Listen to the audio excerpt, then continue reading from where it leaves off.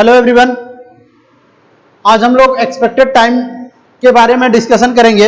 इसके पहले पिछले लेक्चर में हमने PERT मेथड के बारे में डिस्कशन किया था और उसमें हमने optimistic time T0, pessimistic time TP और मोस्ट लाइकली टाइम TM के बारे में डिस्कशन किया था अपने कल के लेक्चर में। तो जो ऑप्टिमिस्टिक टाइम होता है, ऑप्टिमिस्टिक टाइम एस्टिमेट, ये क्या होता है कि अगर कोई प्रोजेक्ट है, वो प्रोजेक्ट विदाउट एनी प्रॉब्लम, किसी प्रॉब्लम के बिना किसी प्रॉब्लम के अगर वो मिनिमम टाइम पर कंप्लीट हो जाता है, वो क्या कहलाता है? ऑप्टिमिस्टिक टाइम एस्टिमेट कहलाता है। फिर उसके बाद हमारा नेक्स्ट आता है टीपी। टीपी क्या होता है? हमारा पेसिमिस्टिक टाइम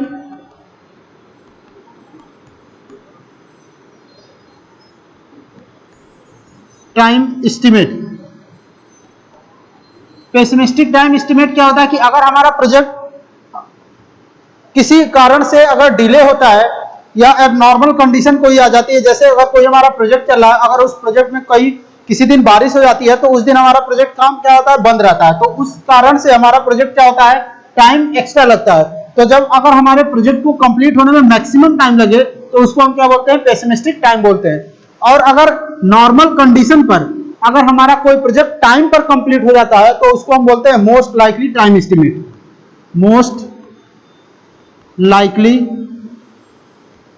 टाइम एस्टिमेट, ठीक। ऑप्टिमिस्टिक टाइम क्या आता है कि मिनिमम टाइम लगता है हमारा, अगर कोई विदाउट एनी प्रॉब्लम अगर हमारा प्रोजेक्ट कंप्लीट हो तो उसमें मिनिमम टाइम लगेगा। अगर किसी कारण से हमारा प्रोजेक्ट डिले होता है तो उस प्रोजेक्ट को कंप्लीट होने में क्या होता है? मैक्सिमम टाइम लगता है हमारा।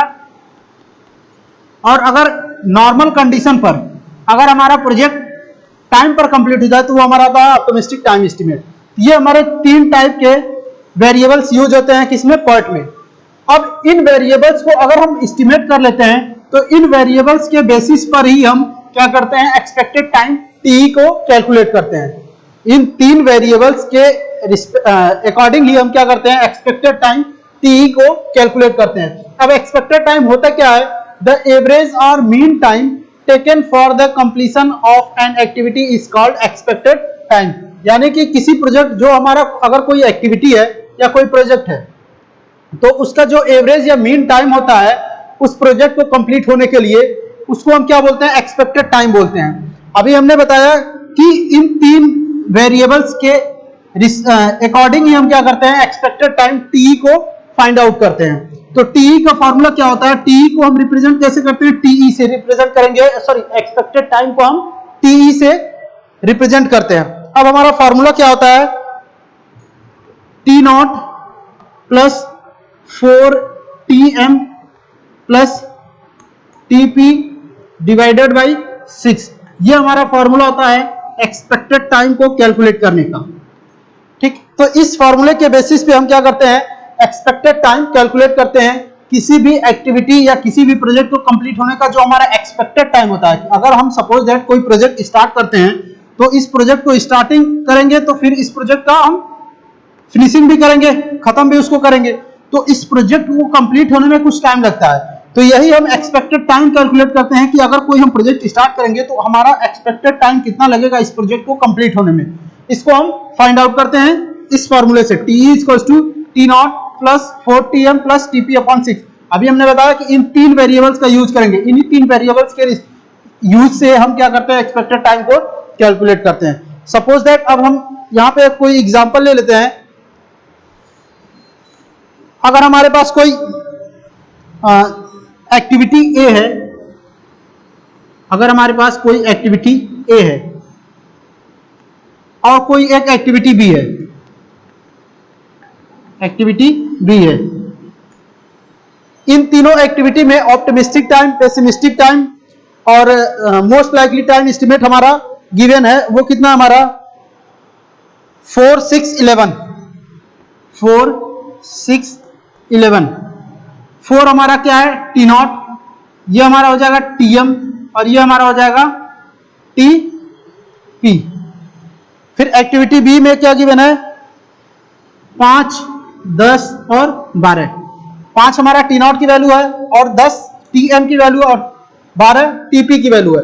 अगर हम एक्टिविटी ए का एक्सपेक्टेड टाइम टीई कैलकुलेट करें तो बस हमें क्या करना है, फॉर्मूले में वैल्यू को पुट कर देना। अब टी नॉट की वैल्यू क्या है, 4 है, तो यहां क्या आ जाएगा 4 प्लस 4 इंटू टीएम, टीएम की वैल्यू कितनी है 6 है, 4 इंटू 6 प्लस टीपी की वैल्यू कितनी है 11 डिवाइडेड बाई 6। अब इसको हम कैलकुलेट कर लेंगे, जो वैल्यू आएगी वही हमारा क्या हो जाएगा, एक्सपेक्टेड टाइम हो जाएगा एक्टिविटी ए का। तो जब हम इसको कैलकुलेट करेंगे तो हमारी वैल्यू क्या आएगी 6.5। ये हमारा एक्सपेक्टेड टाइम हो गया किसका, एक्टिविटी ए का। इसी तरीके से अगर हम एक्टिविटी बी का कैलकुलेट करेंगे तो टी इक्वल टू क्या हो जाएगा, फार्मूला है टी नॉट, तो टी नॉट की वैल्यू कितनी है 5 plus 4 into T M, T M की वैल्यू कितनी है 10 है, प्लस 12 डिवाइडेड बाई 6। ठीक, अब इसको हम जब कैलकुलेट करेंगे तो हमारी वैल्यू क्या आएगी 9.5। ये 9.5 क्या है, एक्टिविटी बी का एक्सपेक्टेड टाइम हो जाएगा। तो इस तरीके से अगर हमें इन तीनों को यूज करके एक्सपेक्टेड टाइम कैलकुलेट करना हो तो किसी भी एक्टिविटी का हम एक्सपेक्टेड टाइम क्या कर सकते हैं, कैलकुलेट कर सकते हैं। हमें एक्सपेक्टेड टाइम कैलकुलेट करने के लिए ये तीनों वैल्यू पता होनी चाहिए कि ऑप्टिमिस्टिक टाइम क्या है, पेसिमिस्टिक टाइम क्या है और मोस्ट लाइकली टाइम एस्टिमेट क्या है। इन तीनों वेरिएबल्स के अकॉर्डिंग ही हम क्या करेंगे, एक्सपेक्टेड टाइम टी की वैल्यू को कैलकुलेट करेंगे। अब कभी कभी होता है कि कोई नेटवर्क दिया रहता है, ठीक, ये हमारा अगर कोई नेटवर्क दिया हुआ है, ये हमारा क्या होता है, इवेंट होता है, ठीक, ये हमारी एक्टिविटी होती है। तो इस पे कभी कभी वैल्यू इस तरीके से गिवन होता है, सपोज दैट यही एक्टिविटी ए है हमारी और इसमें हमारी ये तीनों वैल्यू दी है, टी नॉट, टीएम और टीपी की वैल्यू 4, 6 और 11। तो इसमें हम अभी हमने बताया कि ठीक, अगर ये कोई नेटवर्क दिया है उसमें एक्टिविटी ए है और ये हमारी एक्टिविटी बी है, ये हमें पता है कि इवेंट होता है। अब एक्टिविटी बी में क्या दिया हुआ 5, 10, 12। तो इसमें हम कैसे फाइंड आउट करेंगे, अगर ये वैल्यू यहां पे ना लिखा हो टी नॉट, टीएम, टीपी, कैसे हम फाइंड आउट करेंगे कि हमारा टी नॉट की वैल्यू क्या होगा, टीएम की वैल्यू क्या होगा और टीपी की वैल्यू क्या होगा। अभी हमने बताया कि टी नॉट क्या होता है कि ऑप्टिमिस्टिक टाइम एस्टिमेट कि किसी प्रोजेक्ट को अगर उसमें कोई प्रॉब्लम ना हो तो वो मिनिमम टाइम पर कंप्लीट हो जाए तो उसको हम क्या बोलते हैं, ऑप्टिमिस्टिक टाइम। तो इन तीनों वैल्यू में जो मिनिमम वैल्यू होगी वो हमारा क्या होगा, टी नॉट की वैल्यू हो जाएगी। ठीक, फिर उसके बाद टीपी की वैल्यू क्या होती है, मैक्सिमम टाइम लगता है, तो इन तीनों में जो मैक्सिमम टाइम होगा वो हमारा क्या हो जाएगा, टीपी की वैल्यू हो जाएगा। फिर उसके बाद मोस्ट लाइकली टाइम, जो नॉर्मल कंडीशन यानी कि इन दोनों के बीच में जो होगा वो हमारा क्या होगा, टीएम की वैल्यू हो जाएगा। तो इस तरीके से हम टीएम, टी नॉट और टीपी की वैल्यू को फाइंड आउट कर सकते हैं या पता कर सकते हैं कि कौन सी वैल्यू हमारी क्या होगी। उसी तरीके से अगर इसमें हम देखें तो इसमें मिनिमम कौन सी वैल्यू है 5 है, तो ये हमारा टी नॉट की वैल्यू हो जाएगा। मैक्सिमम क्या है 12 है, ये टीपी की वैल्यू हो जाएगा। बचा क्या 10, तो ये हमारा टीएम हो जाएगा, मोस्ट लाइकली टाइम एस्टिमेट। तो इस तरीके से हम किसी नेटवर्क में हम टी नॉट, टीएम और टीपी की वैल्यू को फाइंड आउट करते हैं। अब इससे एक एग्जांपल रिलेटेड हम कैलकुलेट करते हैं कि कैसे हम एक्सपेक्टेड टाइम कैलकुलेट करते हैं।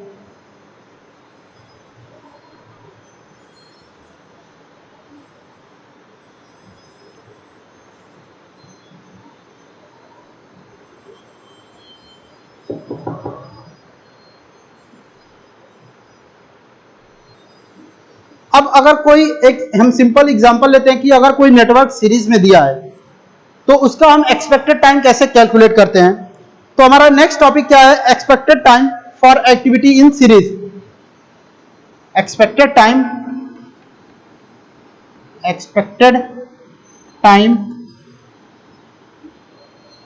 फॉर एक्टिविटी इन सीरीज,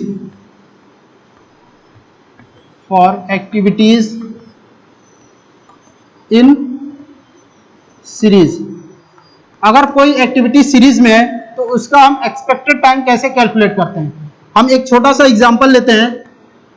अगर हमारे पास कोई एक इवेंट है 1, इसका जो है टी नॉट, टीएम और टीपी की वैल्यू दिया हुआ है 3, 5, 7। अब ये इवेंट 1 है तो ये हमारा इवेंट 2 होगा। फिर उसके बाद है इवेंट 3, इसमें टी नॉट और टीएम और टीपी की वैल्यू क्या है 4 8 12 4 8 12। ये हमारा इवेंट है 4। इसमें टी नॉट टीएम और टीपी की वैल्यू क्या है 6 8 14। फिर उसके बाद हमारा लास्ट है 5 इवेंट और इसमें वैल्यू क्या है 2 4 7 2 4 7। अब इसमें कैसे हम फाइंड आउट करेंगे कि हमारा टी नॉट की वैल्यू कौन सी होगी, टीपी की वैल्यू कौन सी होगी और टीएम की वैल्यू क्या होगी। अभी हमने बताया कि टी नॉट जो होगा वो मिनिमम टाइम होगा और टीपी जो होगा वो मैक्सिमम टाइम होगा और जो टीएम है वो मोस्ट लाइकली जो टाइम है वो क्या है नॉर्मल कंडीशन पर अगर हमारा टाइम जो है वो कोई प्रोजेक्ट कंप्लीट हो जाए टाइम पर ही वो हमारा मोस्ट लाइकली टाइम होता है, यानी कि इन दोनों के बीच की। तो इसमें इन तीनों वैल्यू में सबसे कम वैल्यू क्या है 3 है, ये मिनिमम टाइम हमारा हो जाएगा टी नॉट। सबसे मैक्सिमम क्या 7 है, ये क्या हो जाएगा टीपी की वैल्यू हो जाएगा। बचा क्या 5, ये हमारा टीएम की वैल्यू हो जाएगा।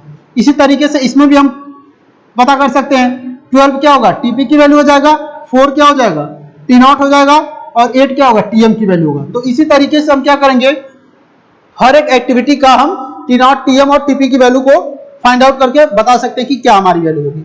अब इसमें हम एक्सपेक्टेड टाइम अगर हम कैलकुलेट करें टी की वैल्यू तो टी इसको हमने फार्मूला बताया T not plus 4 TM plus TP divided by 6, ये हमने फार्मूला बताया है एक्सपेक्टेड टाइम का। तो अब हम अगर एक्टिविटी अगर सपोज दैट हम इसको एक्टिविटी ए मान लें, ये एक्टिविटी बी मान लें, ये एक्टिविटी सी और ये एक्टिविटी डी। तो एक्टिविटी ए का अगर हमें एक्सपेक्टेड टाइम कैलकुलेट करना हो तो बस हम क्या करेंगे फॉर्मूले में पुट करके टी की वैल्यू को फाइंड आउट कर सकते हैं। इसी तरीके से बी का भी एक्सपेक्टेड टाइम कैलकुलेट कर सकते हैं और इसी तरीके से सी और डी का भी एक्सपेक्टेड टाइम हम क्या कर सकते हैं कैलकुलेट कर सकते हैं। अब इसका अगर हम एक्सपेक्टेड टाइम कैलकुलेट करें तो हम क्या कर सकते हैं फॉर्मूला हमारा टी नॉट की वैल्यू क्या होगी 3 plus 4 TM plus 4 into TM हमारा क्या होगा 5 हो जाएगा प्लस टीपी की वैल्यू 7 हो गया डिवाइडेड बाई 6। अब इसको जब हम फाइंड आउट करेंगे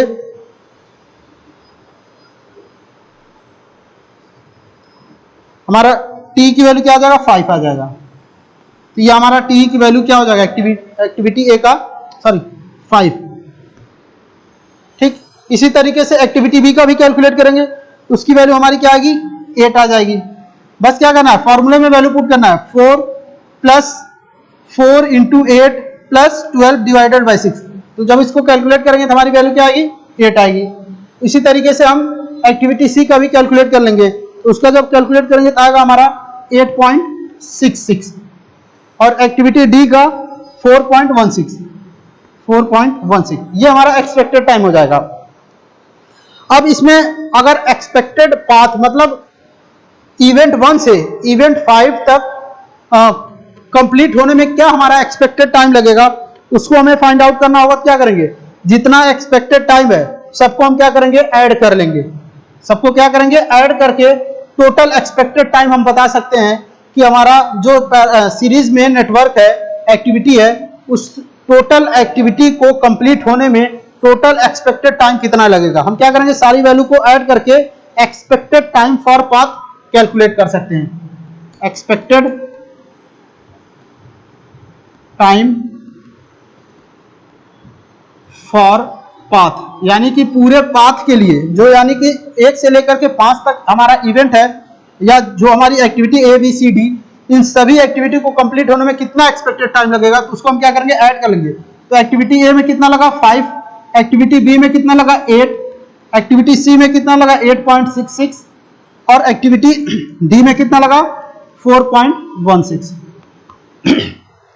अब इन सबको ऐड करेंगे तो हमारी वैल्यू क्या आएगी 5 प्लस 8 प्लस 8.66 प्लस 4.16 25.82। ये हमारा पूरे पाथ का एक्सपेक्टेड टाइम हो जाएगा 25.82। तो इस तरीके से हम क्या कर सकते हैं एक्सपेक्टेड टाइम को कैलकुलेट कर सकते हैं अगर हमारे कोई एक्टिविटी सीरीज में गिवन हो तो। इसको आप लोग नोट कर लीजिए। फिर इसके बाद नेक्स्ट हम डिस्कस करेंगे इसमें इवेंट टाइम में हमारा होता है अर्लीस्ट एक्सपेक्टेड टाइम और लेटेस्ट अलाउएबल एक्सपेक्टेड टाइम, उसके बारे में हम डिस्कशन करेंगे। इसको तब तक आप लोग नोट कर लीजिए।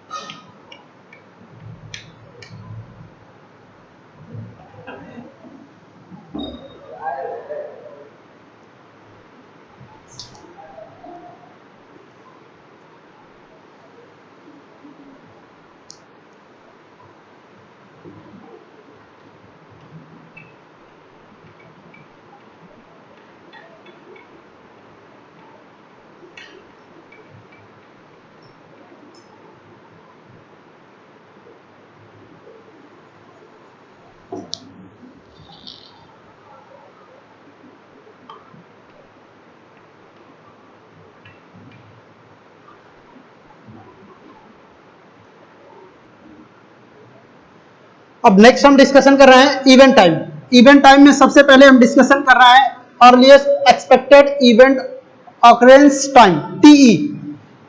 कैसे हम अर्लीस्ट एक्सपेक्टेड टाइम को कैलकुलेट कर रहे हैं, earliest expected event occurrence time TE को कैसे हम फाइंड आउट करेंगे, इसके बारे में हम डिस्कशन करेंगे। ये क्या होता है कि किसी भी इवेंट का जो मिनिमम टाइम होता है वो हमारा क्या कहलाता है, earliest expected event occurrence time होता है। किसी भी इवेंट का जो मिनिमम टाइम होगा वो क्या कहलाएगा, earliest expected event occurrence time. अब इसको हम कैसे फाइंड आउट करते हैं, अगर हमारे पास कोई एक्टिविटी है, सॉरी इवेंट है, और ये हमारी एक्टिविटी कोई है, तो इवेंट यहां स्टार्ट होगा और यहां पे क्या होगा, एंड होगा। अगर ये टीई, ये इवेंट आई है और ये इवेंट जे है, ठीक, तो ये टीई आई और टीई जे, ये हमारा क्या होता है, एक्सपेक्टेड टाइम है। और ये sorry earliest expected event occurrence time, और ये हमारा क्या है, एक्सपेक्टेड टाइम टी। तो कैसे हम, जैसे ये हमारा इवेंट यहां स्टार्ट हुआ, तो कैसे अगले इवेंट में एक्सपेक्टेड टाइम कैलकुलेट करेंगे, इसके बारे में हम आज डिस्कशन कर रहे हैं इसमें। तो कोई इवेंट अगर हम स्टार्टिंग करते हैं तो उस पे जो हमारा टीई की वैल्यू होगा वो क्या होगा, 0 होगा, ठीक है। अगर यहां से स्टार्ट करते हैं तो इसका जो earliest expected event occurrence time है वो क्या होगा, 0, क्योंकि अभी हम यहां से स्टार्ट कर रहे हैं, इसमें कोई टाइम लगा नहीं है। अब इसके बाद अगर इवेंट जे पर हम एक्सपेक्टेड टाइम कैलकुलेट करेंगे तो टीई की वैल्यू हम कैसे कैलकुलेट करेंगे, तो जो हमारा यहाँ पे इवेंट आई पर टीई की वैल्यू होगा उसमें एक्सपेक्टेड टाइम को अगर हम ऐड कर देंगे तो इवेंट जे का जो earliest expected event occurrence time होगा वो हमें पता चल जाएगा, ठीक। क्या करेंगे, जो हमारा इवेंट आई पर earliest expected event occurrence time TE है, इसमें हम एक्सपेक्टेड टाइम टीई को ऐड करेंगे तो इवेंट जे पे जो हमारा earliest expected event occurrence time TE J होगा, ये जे होगा, वो हमें पता चल जाएगा। हम इन दोनों को क्या करेंगे, ऐड कर देंगे। और जब भी हम किसी इवेंट से, सपोज दैट ये हमारे पास कोई अगर नेटवर्क है, इस तरीके से ये हमारा कोई नेटवर्क है, ठीक है, अगर हमें इसमें एक्सपेक्टेड टाइम कैलकुलेट करना हर एक इवेंट का, ये इवेंट 1 हो, ये इवेंट 2, ये इवेंट 3, ये 4, ये 5 और ये 6 हो, तो यहाँ टी की वैल्यू स्टार्टिंग जब भी करेंगे तो यहाँ 0 होगा। अब इसमें इसका जो भी एक्सपेक्टेड टाइम टी होगा उसको जब 0 में ऐड करेंगे तो इवेंट 2 का एक्सपेक्टेड टाइम हमें पता चल जाएगा, ठीक। फिर से हम रिपीट करते हैं कि अगर इवेंट 1 से स्टार्ट करें तो इसका जो एक्सपेक्टेड टाइम टी होगा वो 0 होगा। अब एक्सपेक्टेड टाइम 0 में जब एक्सपेक्टेड टाइम एक्टिविटी का, जो ये कुछ एक्टिविटी होगी, इसका जो एक्सपेक्टेड टाइम होगा इसको जब हम टीई में ऐड करेंगे तो इवेंट 2 का क्या एक्सपेक्टेड टाइम होगा वो हमें पता चल जाएगा। फिर उसके बाद यहां जब एक्सपेक्टेड टाइम पता चल जाए कैपिटल टी, तो यहां पे कोई एक expected time T, small T की वैल्यू दिया रहेगा, इसमें जब इसको ऐड करेंगे तो इवेंट 4 का हमें एक्सपेक्टेड टाइम पता चल जाएगा। तो इस तरीके से हम क्या करते हैं, एक्सपेक्टेड टाइम हर एक इवेंट का कैलकुलेट करते जाते हैं। जैसे जैसे हम उसमें ऐड करेंगे एक्सपेक्टेड टाइम को, प्रीसीडिंग मतलब क्या, इसके अगर इसका हमें पता करना हो तो इसके पहले का ऐड करेंगे। जैसे इवेंट 1 है, ये इवेंट 2 है, इवेंट 2 का अगर हमें एक्सपेक्टेड टाइम कैलकुलेट करना हो, इसका जो प्रीडिसेसर है यानी कि इसके पहले की जो एक्टिविटी है उसका जो एक्सपेक्टेड टाइम ऐड करेंगे तो हमें इवेंट 2 का एक्सपेक्टेड टाइम, जो earliest expected event occurrence time होगा वो हमें पता चल जाएगा। केवल प्रीवियस 2 का है तो 1 का ऐड करेंगे, 3 का है तो 1 का ऐड करेंगे, 4 का है तो 2 का ऐड करेंगे, मतलब प्रीडिसेसर को हम क्या करते हैं, ऐड करते जाते हैं। इसको हम फॉरवर्ड मास मेथड से भी डिटरमाइन करते हैं, फॉरवर्ड मास मेथड भी इसको डिटरमाइन करते हैं। It is determined by forward mass method.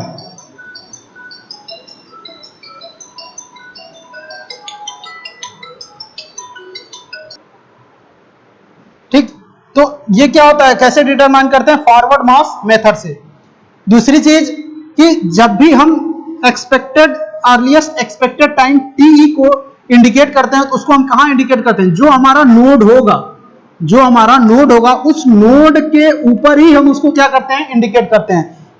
मतलब कि अगर ये कोई इवेंट है, ये हमारी एक्टिविटी है और ये हमारा कोई इवेंट है, तो ये जो नोड होगा इसको हम नोड भी बोलते हैं, इसको नोड के ऊपर ही earliest expected event occurrence time को डिनोट करते हैं। ठीक, इस इवेंट के ऊपर ही उसको हम क्या करें, डिनोट करेंगे। ये इसका एक रूल्स होता है। फिर इसके बाद अगर अब हम इसका फॉर्मूला लिखें,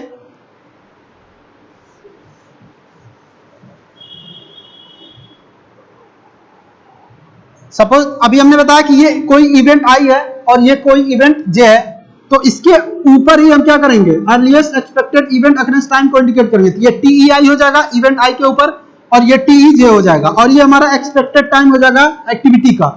तो इसका अगर हम फॉर्मूला लिखें कि कैसे हम टीईजे फाइंड आउट करेंगे, अर्लीस्ट एक्सपेक्टेड टाइम टीईजे कैसे फाइंड आउट करेंगे, इसके लिए हम क्या करेंगे, टीईआई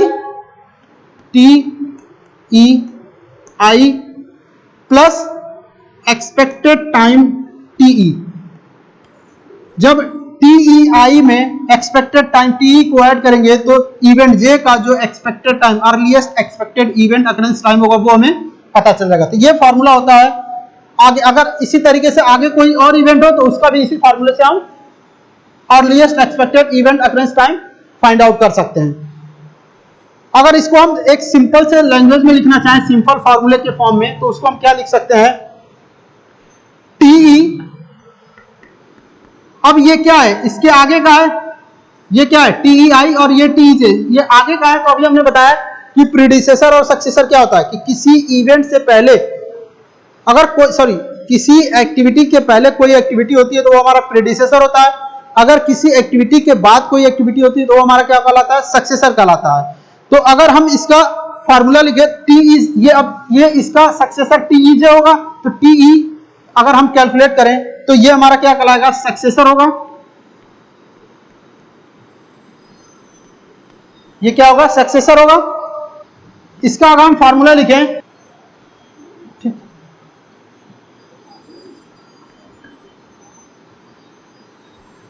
तो टीई सक्सेसर इवेंट, ठीक, इसके पहले इसके बाद ये इवेंट है तो टीई सक्सेसर। अगर इसका हम सक्सेसर है तो इसका हमें फाइंड आउट करना, तो हम क्या करेंगे, T E predecessor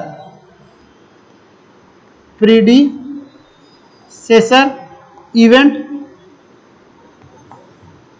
plus small T E activity.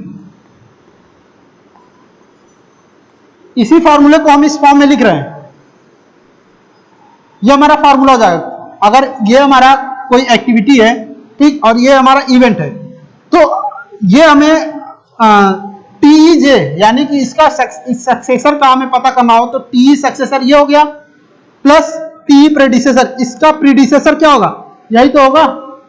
तो इसमें जब एक्टिविटी टी को ऐड करेंगे तो हमें टीई सक्सेसर इवेंट हमें पता चल जाएगा। ये हम हर एक एक्टिविटी के लिए, हर एक इवेंट के लिए यही फॉर्मूला फॉलो करेंगे, अगर इसके आगे भी कोई हमारी एक्टिविटी या इवेंट आता है तो। अब कभी कभी होता है कि इसमें एक से ज्यादा एक्टिविटी या इवेंट दे दे, तो उसमें हम उस कंडीशन में हम क्या करते हैं कि अगर सपोज दैट मान लीजिए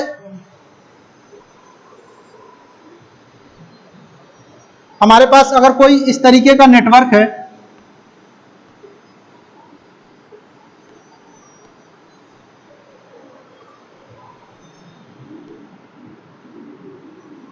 ये हमारा इवेंट 1 है, ये 2 है, ये 3 है। यहां पे कोई एक्सपेक्टेड टाइम टीई दिया है और यहां पे भी कोई एक्सपेक्टेड टाइम टीई दिया होगा। यहां पे अर्लीस्ट एक्सपेक्टेड टाइम टी की वैल्यू कुछ होगा।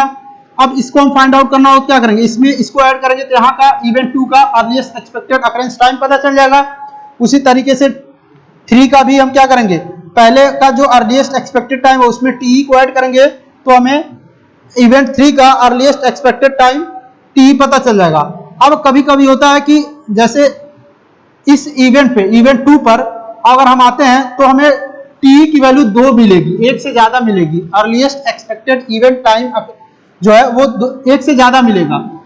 तो क्या करते हैं कि जब हम इधर से टी कैलकुलेट कर लेंगे अर्लीस्ट एक्सपेक्टेड टाइम, उसमें हम क्या करेंगे, टी प्लस टी ऐड करेंगे तो हमें कुछ एक वैल्यू मिलेगी। फिर इधर से भी जाएंगे और यहां से भी जाएंगे तो एक टी की वैल्यू मिलेगी। तो इस इवेंट पे हमें 2 वैल्यू मिलेगी। तो जब एक किसी इवेंट पे एक या एक से ज्यादा कोई अर्लीस्ट एक्सपेक्टेड टाइम टी की वैल्यू मिलती है तो उस कंडीशन में जो मैक्सिमम वैल्यू होती है उसको हम कंसीडर करते हैं। ठीक है, किसी इवेंट पर अगर earliest expected event occurrence time T की वैल्यू 1 या 1 से ज्यादा मिले, तो उस 1 से ज्यादा मिलती है तो उस कंडीशन में जो मैक्सिमम वैल्यू होती है टी की उसको हम कंसीडर करके उसको हम आगे की तरफ कैलकुलेशन करते हैं। तो ये अगर इवेंट 2 है, इस पे 2 टाइम अर्लीस्ट एक्सपेक्टेड टाइम 2 मिलेगा तो इन दोनों में जो मैक्सिमम वैल्यू होगी उसी को हम कंसीडर करेंगे। ठीक है, मिनिमम वैल्यू को इसमें कंसीडर नहीं करते। ये होता है अर्लीस्ट एक्सपेक्टेड अकरेंस टाइम का कुछ रूल्स होता है और कुछ फॉर्मूले हैं। तो इसको आप लोग नोट कर लीजिए। फिर इसके बाद नेक्स्ट हम डिस्कशन करते हैं इसमें latest allowable occurrence time TL.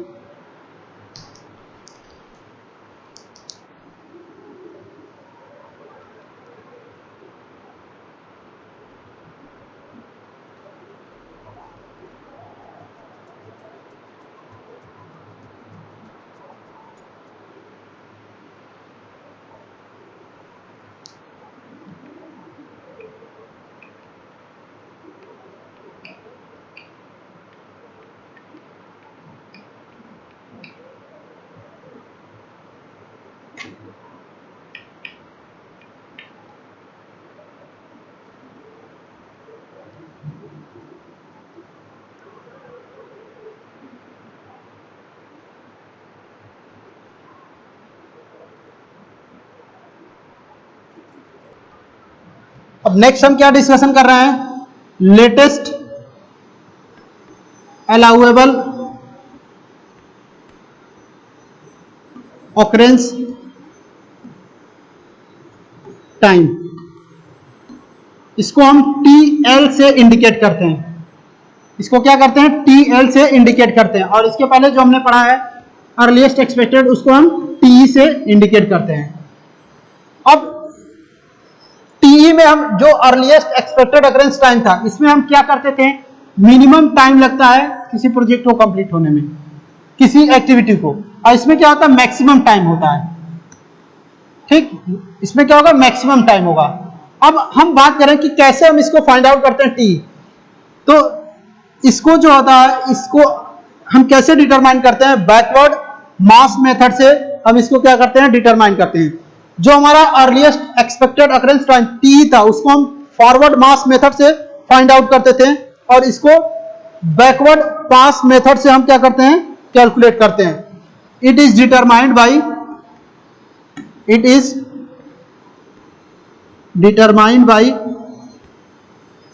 By backward pass method. इसमें क्या था कि हम फॉरवर्ड पास मेथड से कैलकुलेट करते थे और इसमें बैकवर्ड से करेंगे। इसको हम कैसे समझ, जैसे ये कोई हमारा इवेंट है और ये एक्टिविटी है और ये हमारा उसका एंडिंग इवेंट है, ये इवेंट आई है और ये इवेंट जे है। तो अभी हमने बताया कि जो अर्लीस्ट एक्सपेक्टेड टाइम है उसको हम कैसे इंडिकेट करते थे, कि जो हमारा नोड होगा उसके ऊपर ही हम क्या करते हैं, इसको इंडिकेट करते हैं। इसमें भी हम क्या करते हैं, लेटेस्ट अलाउेबल अकरेंस टाइम में भी इस नोड के ही ऊपर हम क्या करेंगे, इसको इंडिकेट करेंगे। यानी कि ये क्या हो जाएगा, TLI, ठीक, और ये क्या हो जाएगा, TLJ, और ये हमारा क्या होता था, एक्सपेक्टेड टाइम TE, ठीक। अब इसको हम कैसे फाइंड आउट करते हैं, तो जो इसके पहले हमने बताया है अर्लीस्ट एक्सपेक्टेड टाइम, उसमें हम क्या करते हैं कि फॉरवर्ड डायरेक्शन में हम उसको ऐड करते जाते थे, लेकिन इसमें क्या होता है कि बैकवर्ड डायरेक्शन में हम इसको माइनस करते जाएंगे। उसमें क्या करते थे, ऐड करते थे, इसमें हम माइनस करते जाएंगे। यानी कि TLJ minus TE equal to क्या हो जाएगा, TLI हो जाएगा, ठीक। तो अगर हमें TLI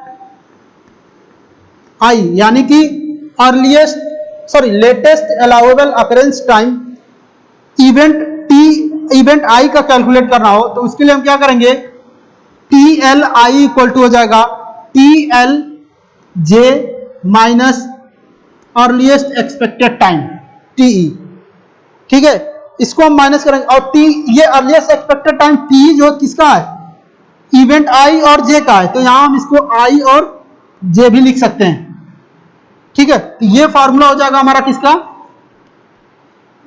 इस इवेंट का हम latest allowable occurrence time TLI calculate कर सकते हैं। तो इसमें हम बैकवर्ड क्या कर रहे हैं, बैकवर्ड से हम कैलकुलेट कर रहे हैं, और जो हमारा एक्सपेक्टेड टाइम था, अर्लीस्ट एक्सपेक्टेड टाइम, उसमें हम क्या करते थे, फॉरवर्ड जाते थे, और उसमें जो हमारा इवेंट का एक्सपेक्टेड टाइम दिया रहता था उसमें, अर्लीस्ट एक्सपेक्टेड टाइम दिया रहता था, उसमें एक्सपेक्टेड टाइम को ऐड करके अगले इवेंट का हम अर्लीस्ट एक्सपेक्टेड टाइम कैलकुलेट करते थे।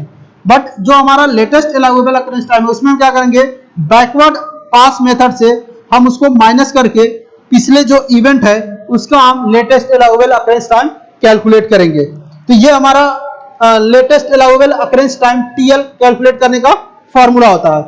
अब हम बात करते हैं कि इसमें हम जब कैलकुलेशन करते थे, कि अभी हमने बताया कि ये कोई नेटवर्क है,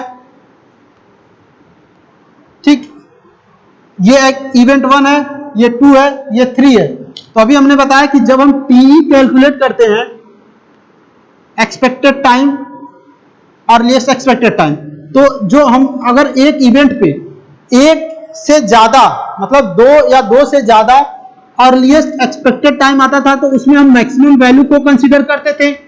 but latest allowable occurrence time में अगर किसी इवेंट पे या किसी नोड पे 2 से ज्यादा लेटेस्ट अलाउेबल अकरेंस टाइम की वैल्यू आती है, तो उसमें जो मिनिमम वैल्यू होती है उसको हम कंसीडर करते हैं। किसी नोड या इवेंट के ऊपर 2 या 2 से ज्यादा कोई लेटेस्ट अलाउेबल अकरेंस टाइम की वैल्यू आती है, तो उसके लिए हम क्या करते हैं, मिनिमम वैल्यू को कंसीडर करेंगे लेटेस्ट अलाउेबल अकरेंस टाइम में।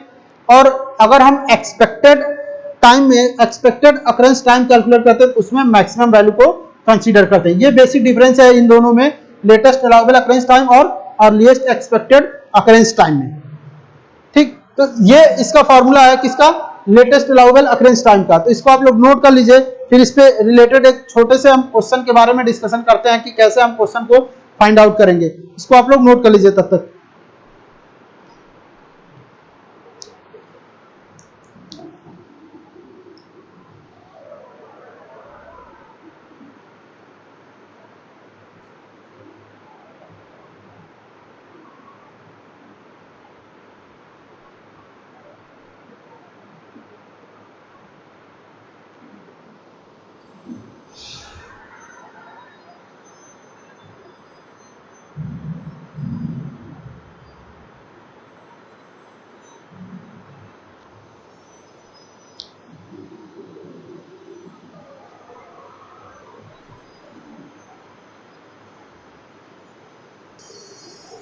ये एक एग्जांपल है छोटा सा कि लेटेस्ट अलाउेबल अकरेंस टाइम और expected earliest expected occurrence time हम कैसे कैलकुलेट करेंगे किसी नेटवर्क पे। अभी हमने बताया कि जब भी हम किसी नेटवर्क को स्टार्ट करेंगे, तो जहां से हमारा जो नोड स्टार्ट होगा वहां पे जो हमारा earliest expected occurrence time TE होगा, वो क्या होगा, 0 होगा, क्योंकि इसको अभी तो हम स्टार्ट ही नहीं किए। तो यहाँ पे t earliest expected occurrence time t की वैल्यू जो होगी वो 0 हो जाएगी। अब हमने फार्मूला बताया कि हमें अब इवेंट नोड 20 जो है उस पर हमें earliest expected occurrence time calculate करना हो, तो उसके लिए हम क्या करते हैं कि हम जो इसके पहले हमारा नोड है उस पर जो अर्लीस्ट एक्सपेक्टेड टाइम है उसमें जब हम एक्सपेक्टेड टाइम टी को एक्टिविटी को ऐड करेंगे तो हमें 20 का जो है अर्लीस्ट एक्सपेक्टेड टाइम वो हमें पता चल जाएगा। तो हम 0, अगर ये हमारी एक्सपेक्टेड टाइम है एक्टिविटी का, तो 0 + 13 करेंगे तो ये हमारा क्या हो जाएगा 13 होगा। तो यानी कि 20 पे जो नोड 20 है उस पे earliest expected occurrence time T की वैल्यू क्या हो जाएगी 13 हो जाएगी। फिर उसके बाद उसी तरीके से हम अब 20 के बाद 30 पे ऐड करेंगे, तो अब यहाँ पे 13 है, 13 + 16 करेंगे तो इस पे हमारा earliest expected occurrence time T की वैल्यू जाएगा वो कितना होगा 29 हो जाएगा। ठीक, अब 30 के बाद अब यहाँ पे आते हैं हम 40, तो अब यहाँ पे 0 था तो यहाँ पे अर्लीस्ट एक्सपेक्टेड टाइम टी की वैल्यू जो होगी वो कितनी हो जाएगी 14। ठीक, क्योंकि 0 + 14 करेंगे क्या हो जाएगा 14 होगा। अब इसके बाद 14 और +8 करेंगे तो यहां पे t की वैल्यू क्या हो जाएगी 22 हो जाएगी। ठीक, अब उसके बाद हम आते हैं इस पे 20 से 70 के, 13 हमारा यहां पे अर्लीस्ट एक्सपेक्टेड टाइम था, अब इसमें 20 ऐड करेंगे तो t की वैल्यू हमारी क्या हो जाएगी t = 33। ठीक, अब उसके बाद हम आते हैं इवेंट 30 से 60 के बीच में, तो अब 30 पे हमारा earliest expected occurrence time T की वैल्यू कितनी थी 29 है। अब 29 + 10 करेंगे तो कितना हो जाएगा टी की वैल्यू 39। अब यहां से भी एक वैल्यू जा रही है तो यहां 50 पे अर्लीस्ट एक्सपेक्टेड टाइम टी की वैल्यू 22 है और 10 ऐड करेंगे तो कितना होगा 32। अब हमें यहां इस नोट पे दो वैल्यू मिल गई, एक टी की वैल्यू है 39 और एक टी की वैल्यू है 32। तो हमने बताया कि अगर किसी नोड पर अर्लीस्ट एक्सपेक्टेड टाइम जो है अकरेंस टाइम 2 या 2 से ज्यादा हो तो उस कंडीशन में जो मैक्सिमम वैल्यू होती है उसको हम क्या करते हैं कंसीडर करते हैं। तो अब इन दोनों में मैक्सिमम क्या है 39 है, तो यहां पे हम किसको कंसीडर करेंगे 39 को ही कंसीडर करेंगे। ठीक, अब उसके बाद हम यहां पे आते हैं 70 से 80 और 60 से 80 पर, यहां पे भी हमें t की वैल्यू 2 मिलेगी। अब 33 + 4 करेंगे तो कितना होगा 37, फिर उसके बाद 39 + 4 करेंगे तो ये क्या होगा 43। अब इन दोनों में जो मैक्सिमम वैल्यू होगी उसको हम कंसीडर करेंगे, तो यहां पे t की वैल्यू क्या हो जाएगी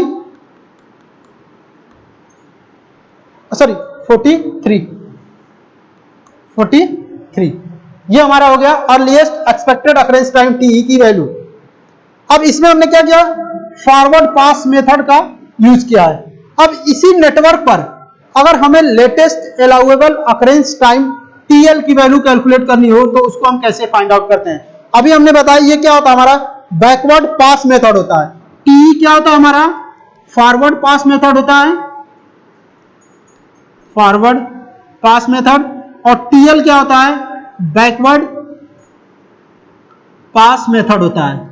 अभी हमने टी कैलकुलेट किया फॉरवर्ड पास मेथड से, अब हम क्या करेंगे टीएल बैकवर्ड पास मेथड से कैलकुलेट करेंगे। तो जब भी हम इसको टीएल की वैल्यू फाइंड आउट करेंगे लेटेस्ट अलाउएबल टाइम, उसमें हम जो हमारा लास्ट का नोड होगा उससे हम वहां से कैलकुलेट करेंगे। अब बात आती है यहां हम टीएल की वैल्यू क्या लेंगे, तो इस कंडीशन में जो हमारा एंड इवेंट होता है एंड नोड या जो हमारा लास्ट का इवेंट होगा उसमें जो अर्लीस्ट एक्सपेक्टेड टाइम की वैल्यू होगी वही हमारा लेटेस्ट अलाउएबल अकरेंस टाइम की वैल्यू होगी। तो यहां पे अर्लीस्ट एक्सपेक्टेड टाइम की वैल्यू कितनी है 43 है, तो यहां पे लेटेस्ट अलाउएबल अकरेंस टाइम भी हमारा क्या हो जाएगा 43 हो जाएगा। ठीक, अब हम बैकवर्ड पास मेथड का यूज करके हम हर एक इवेंट का हम latest allowable occurrence time calculate करेंगे। अब यहां पे टीएल हम इसको फिर से रिपीट कर दे रहे हैं कि किसी नेटवर्क के लास्ट इवेंट पे जो अर्लीस्ट एक्सपेक्टेड अकरेंस टाइम की वैल्यू होगी वही value latest allowable occurrence time की वैल्यू हो जाएगी लास्ट इवेंट पे। अब उसी वैल्यू को लेकर के हम क्या करेंगे, बैकवर्ड पास मेथड का यूज करके हर एक इवेंट का latest allowable occurrence time find out करेंगे। अब हमने एक फॉर्मूला अभी बताया था आपको, TL इक्वल टू जो हमारा इस इवेंट पे TL की वैल्यू होगा माइनस जो हमारी एक्टिविटी होगी एक्सपेक्टेड टाइम, उसको हम माइनस करते जाएंगे। अब यहाँ पे लेटेस्ट अलाउएबल क्या हमारा 43 है, 43 में अगर हम 4 माइनस करेंगे तो हमारी क्या हो जाएगी वैल्यू, TL की वैल्यू 39। यहाँ पे TL की वैल्यू क्या हो गई 39। इवेंट 60 पर TL की वैल्यू कितनी हो गई 39, 43 माइनस 4 इक्वल टू कितना हो गया 39 हो गया। अब हम आते हैं 70 पे, तो यहां भी हम 43 में माइनस करेंगे तो TL की वैल्यू हमारी क्या हो जाएगी 39 हो जाएगी। TL की वैल्यू 43 है, माइनस 4 करेंगे तो TL की वैल्यू इवेंट 70 पर कितनी हो जाएगी 39 हो जाएगी। ये हमारी लेटेस्ट अलाउएबल अकरेंस टाइम हो जाएगा इवेंट 70 पर। अब हम नेक्स्ट आते हैं 50 पे, यहां TL की वैल्यू कितनी है 39 है। अब 39 में अगर हम 10 माइनस करते हैं तो TL की वैल्यू हमारी कितनी हो जाएगी 29। ये हमारी क्या हो जाएगी 29। 39 माइनस 10 करेंगे तो 50 पे हमारी लेटेस्ट अलाउएबल अकरेंस टाइम की वैल्यू कितनी हो जाएगी 29। फिर उसके बाद हम TL 29 में अगर माइनस 8 करते हैं तो यहां इवेंट 40 पर TL की वैल्यू हमारी हो जाएगी 21। अब हम आते हैं 60 से 30 के बीच में, तो TL की वैल्यू हमारी कितनी थी 39 थी। अब 39 में अगर हम 10 माइनस करेंगे तो TL की वैल्यू हमारी कितनी हो जाएगी 29 होगी। 39 माइनस 10 करेंगे तो 29 ही होगा। फिर इसके बाद हम आते हैं 70 से 20 पे, तो TL की वैल्यू कितनी है 39 है। 39 में 20 अगर माइनस करते हैं तो TL की वैल्यू हमारी कितनी हो जाएगी, सॉरी अब यहां पे हमारे दो वैल्यू हमें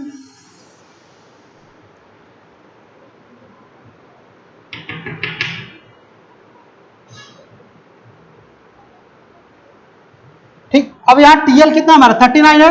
39 में अगर हम माइनस करते हैं तो TL की वैल्यू हमें कितनी मिलेगी, अगर 39 में 20 माइनस करेंगे तो 19 मिलेगा। फिर उसके बाद यहां पे इवेंट 30 से इवेंट 20, इवेंट 30 पर टी की वैल्यू सॉरी TL की वैल्यू कितनी है 29 है। 29 में अगर 60 माइनस करते हैं तो TL की वैल्यू हमारी कितनी मिलेगी 13 मिलेगी। तो इवेंट 20 पर दो TL की वैल्यू मिल रही है, एक 19 मिल रहा है और एक 13 मिल रहा है। तो अब इसमें हम क्या करेंगे, जो मिनिमम वैल्यू होगी उसको कंसीडर करेंगे। तो यहां पे TL की वैल्यू क्या हो जाएगी 13 हो जाएगी। ठीक, इसमें मिनिमम वैल्यू और जो T हम कैलकुलेट करेंगे उसमें मैक्सिमम वैल्यू, तो यहां पे हमारी 13 हो गई। अब यहां पे हम जब हम इसको यहां पर भी इवेंट 40 पर भी हमारा क्या है TL की वैल्यू 21 है। अब यहां पे जब हम TL 13 और इसको माइनस करेंगे तो 13 में 13 जाएगा तो TL की वैल्यू क्या हो जाएगी 0 होगी। अब यहां से भी जाएंगे तो 21 माइनस 14 करेंगे तो TL की वैल्यू हमें एक मिल रही है 7 और एक मिल रहा है TL इक्वल टू 0। इसमें से जो मिनिमम वैल्यू है वो क्या आ गई TL इक्वल टू 0, उसको हम कंसीडर करेंगे। यहाँ पे TL इक्वल टू भी क्या हो जाएगा 0। तो इस तरीके से एक ही नेटवर्क पर हम अर्लीस्ट एक्सपेक्टेड अकरेंस टाइम और लेटेस्ट अलाउएबल अकरेंस टाइम दोनों को फाइंड आउट कर सकते हैं। अगर किसी इवेंट पे दो या दो से ज्यादा कोई एक्सपेक्टेड टाइम आता है अर्लीस्ट एक्सपेक्टेड टाइम, तो उसमें मैक्सिमम वैल्यू को कंसीडर करेंगे। अगर किसी इवेंट पर दो या दो से ज्यादा लेटेस्ट अलाउएबल अकरेंस टाइम की वैल्यू आती है तो उसमें मिनिमम वैल्यू को कंसीडर करेंगे। जब लास्ट इवेंट पर हम आते हैं तो उसमें जो हमारी अर्लीस्ट एक्सपेक्टेड अकरेंस टाइम की वैल्यू होगी वही वैल्यू हमारा लेटेस्ट अलाउएबल अकरेंस टाइम की भी वैल्यू उस इवेंट पर सेम होगी। ठीक है, जो हम अर्लीस्ट एक्सपेक्टेड टाइम कैलकुलेट करते हैं वो हम फॉरवर्ड पास मेथड से कैलकुलेट करते हैं, और जो हमारा लेटेस्ट अलाउएबल अकरेंस टाइम होता है उसमें हम बैकवर्ड पास मेथड का यूज करके नेटवर्क में अर्लीस्ट एक्सपेक्टेड टाइम को sorry latest allowable occurrence time को कैलकुलेट करते हैं। तो ये हमारा आज का क्लास था, इसको आप लोग नोट कर लीजिए। इसके बाद अपने नेक्स्ट लेक्चर में हम इससे रिलेटेड कुछ दूसरे न्यूमेरिकल के बारे में डिस्कशन करेंगे। इसको आप लोग तब तक नोट कर लीजिए। Thank you.